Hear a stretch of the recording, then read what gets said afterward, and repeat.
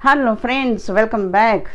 अनीता अंग्रेजी ग्रामर के चैनल में आपका फिर से स्वागत है। आज अपने टॉपिक में जानेंगे, सीखेंगे चेंज ऑफ वॉइस। आपकी आवाज़ या मेरी आवाज़ को चेंज करने के लिए नहीं सीखना है भाई। पिछले वीडियो में active voice and passive voice को अच्छी तरह से जान लिया और समझ लिया, और सीखी हुई बातों को याद रखना आपके लिए फ़ायदेमंद हो सकता है, मेरे लिए नहीं। अगर याद नहीं है तो कोई बात नहीं, मैं आपको फिर से बता दूंगी डिटेल से active voice and passive voice क्या है। उसके बाद एक्टिव वॉइस से पैसिव वॉइस में कैसे चेंज किया जाता है उसे मैं स्टेप बाय स्टेप रूल बताऊंगी। क्योंकि आप वीडियो देखते हैं, स्क्रीनशॉट लेते हैं, फिर सोचते हैं कि अरे बाद में पढ़ लेंगे, ऐसा बिल्कुल नहीं है।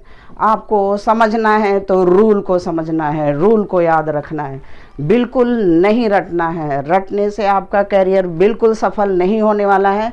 समझना है, लाइफ को समझना है कि हमारी लाइफ किस में फ़ायदा है, समझने में या फिर रटने में। नहीं भाई, समझना है कि हमारी लाइफ कितना स्ट्रगल करती है। बिना स्ट्रगल के कोई भी लाइफ सक्सेसफुल नहीं होता है। तो हमें स्ट्रगल कहाँ करना है? ब्लैक बोर्ड में। यहाँ डायग्राम से आपको मैं समझाऊंगी रूल को। मुझे फोकस करने की ज़रूरत नहीं है कि मैं कैसे पढ़ा रही हूँ या मैं कैसे दिख रही हूँ। बस टॉपिक को आपको फोकस करने की ज़रूरत है कि मैं किस तरह से रूल को समझा रही हूँ, और स्टेप बाय स्टेप आपको समझना है। तो आइए शुरुआत करते हैं। Change of voice from active into passive. जैसे आपको याद है, जानकारी है, एक एक्टिव वॉइस में सबसे पहले सब्जेक्ट, वर्ब, देन ऑब्जेक्ट होते हैं। तो सबसे पहले यहाँ स्ट्रक्चर से ही समझाऊंगी, फिर मैं सेंटेंस से समझाऊंगी। स्ट्रक्चर को आपको यहाँ समझना है। पहला स्टेप, सबसे पहला step, convert object into subject, then verb, the same position should be written here, should be used here. Then तीसरा स्टेप है, सब्जेक्ट को यहाँ से शिफ्ट करके यहाँ ऑब्जेक्ट की जगह में ले आते हैं। तो यहाँ बस आपको पोजीशन समझना है। यहाँ पैसिव वॉइस का असली रूप नहीं है, यह नकली चेहरा है। जब ऑब्जेक्ट को यहाँ हम शिफ्ट करते हैं तो ये ऑब्जेक्ट नकली है, असली चेहरा क्या है इसका? सब्जेक्ट। सब्जेक्ट इसका असली चेहरा है या असली जगह है। लेकिन यहाँ वर्ब का रूप भी चेंज हो जाता है, और जब सब्जेक्ट को हम उठा के यहाँ ऑब्जेक्ट की जगह में ले आते हैं तो इसका असली रूप क्या होता है? यहाँ ऑब्जेक्ट होता है। तो यहाँ असली और नकली चेहरे की पहचान होना चाहिए आपको। मैंने यहाँ आपको समझाने के लिए ऑब्जेक्ट को ऑब्जेक्ट यहाँ शिफ्ट किया, सब्जेक्ट को सब्जेक्ट एंड वर्ब को यहाँ। बस असली चेहरा यहाँ वाक्यों में पहचान होगी।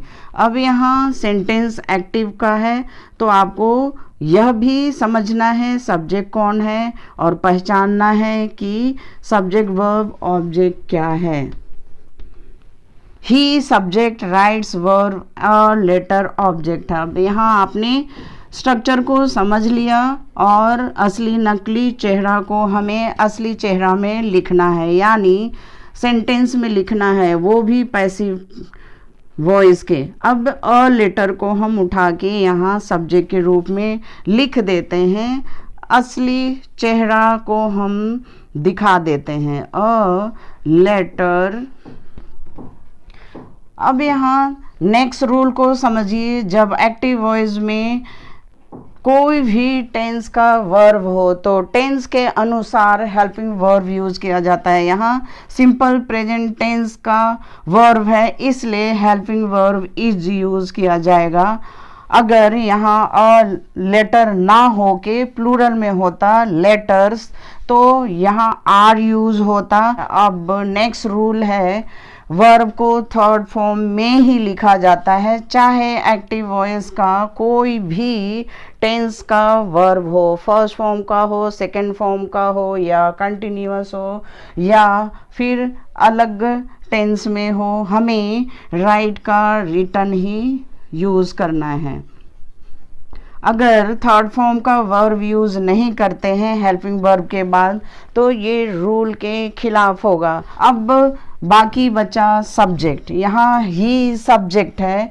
पैसिव वॉइस में चेंज करते समय हम प्रेपोजिशन बाय, BY बाय, जिसका अर्थ होता है द्वारा, ही का हिम चेंज हो जाता है, यहाँ शक्ल चेंज हो जाती है।